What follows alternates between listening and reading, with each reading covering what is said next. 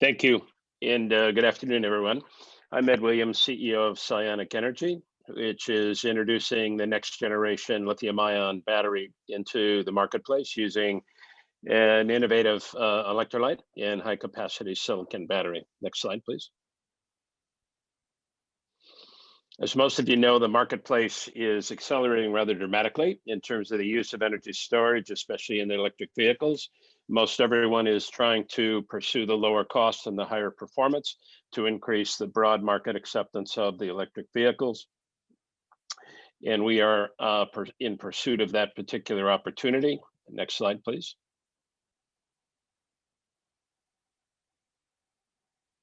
Next slide, please. The marketplace landscape today in the pursuit of the next generation lithium-ion batteries really falls into two primary camps. It's about the performance of the anode. One approach is solid state with lithium metal anode, and the second approach is higher capacity silicon, excuse me, in the anodes. Both of those materials have 10 times the capacity of the anode material graphite utilized today. So if you can harvest the performance of the either of these materials with 10 times the energy storage capacity, you'll see a dramatic jump in the energy density and the performance, or energy by weight and energy by volume. On the right-hand side of the slide, it'll give you an idea in the red oval of where our technology puts the overall specific energy and energy performance of the batteries. And solid state, while elegant technology, is several years off with some very significant technology challenges. And silicon has been developed for 10 years, and the leading companies that are out there are not in mainstream commercialization because of cost, complexity of manufacturing, and still limited performance. Next slide, please. So the innovation that Sionic Energy has is both a high capacity silicon anode design and an advanced performance electrolyte that essentially delivers lower cost up to 30% below what the state of the art is, higher performance up to about a 50% jump in energy density, greater safety by mitigating the cell-to-cell propagation, and most importantly, a very seamless fit into the existing materials process and manufacturing infrastructure of lithium ion. Next slide, please.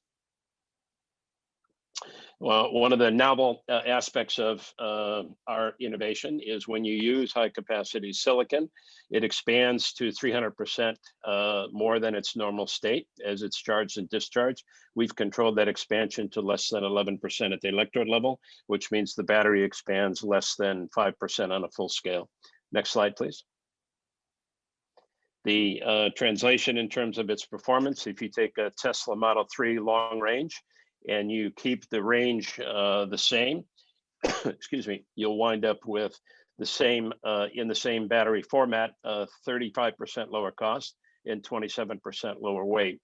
If you want to fill the entire pack and use the extended range, you'll get 33% more range and still 12% more cost. So you go from a little over 300 miles to about 460-mile range. Next slide, please. This is a comparative of solid state technology and traditional technology. Excuse me, and you'll see that volumetrically, the impact that we have with high capacity silicon exceeds the potential impact that they'll have with energy density and solid state, and obviously dramatically more favorable than traditional lithium ion in the market today. Next slide, please. In comparison to the silicon technologies that are out there, 2 points, the closest silicon material that compares to ours is 6 times more expensive. And we deliver 60% more performance than any of the silicon materials out there today. Next slide, please. The path to market is in specialty aviation markets, consumer electronics, then automotives, and then the grid. We're pursuing the first 3 markets in parallel and getting preliminary attraction and funded cell development currently. Next slide, please. 30-second warning. These are some of the partnerships and funded development project companies that we're working with. Next slide, please. And so it's the next generation, low cost, higher safety, very rapid path to commercialization. Will be in volume production in fourth quarter 2022. Thank you, and I'll entertain any questions. Hi, this is Bob Christopher, Diamond Edge Ventures. I have a lot of questions, but I'll take it offline with you. I'll email you a follow-up. Okay. But I've looked at a lot of silicon anode battery tech companies, including a company in Seattle called Group 14, which is using a graphene wrapper to basically protect the silicon from cracking through its Correct. lithiation process. They have quite a bit of funding and such. I'm just curious how you are, first of all, how you're different, but then how do you get that kind of energy capacity when your lithiation process only is a 5% gain in swelling of the actual size of the silicon? And where does the energy go? I'm just curious how's the math work out in that equation? Yeah, that's a question. Allow me to take that offline with my CTO, but the expansion doesn't necessarily gate the energy capacity of the anode. Again, let's follow that one up in much more detail with the CTO. I'm familiar with Group 14. I did a deep dive on them several years ago, so I can speak more specifically to that. Okay. Okay, I'll email you as a follow-up. Thank you. Okay, thank you. Hey, this is Robert with Activate and also with Impact Science Ventures. You mentioned having volume production by Q4 of next year. Just curious, what are you producing right now, and what do you consider to be volume production by end of next year? Oh, volume production will be first generation volume production for the aviation and Department of Defense batteries, and that'll be in the 10 to 20,000 unit a month range. We are building prototype cells currently, and in Q4, we'll be offering 21,700 cells for market evaluation.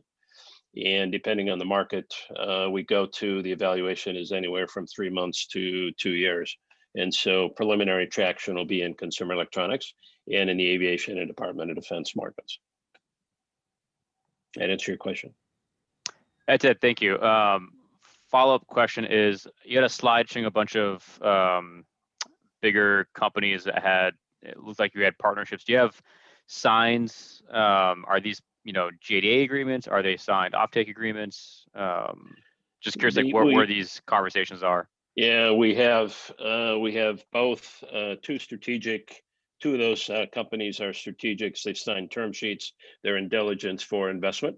As part of their investments, they have right of first offer, not right of first refusal, but right of first offer for JDAs. And then independent of those, we have 3 global automotive companies that have requested, and we have issued joint development proposals for early custom design valuation cells. Got it. Thank you. Okay. Awesome. Thank you so much, Ed. Okay. Thanks, everyone.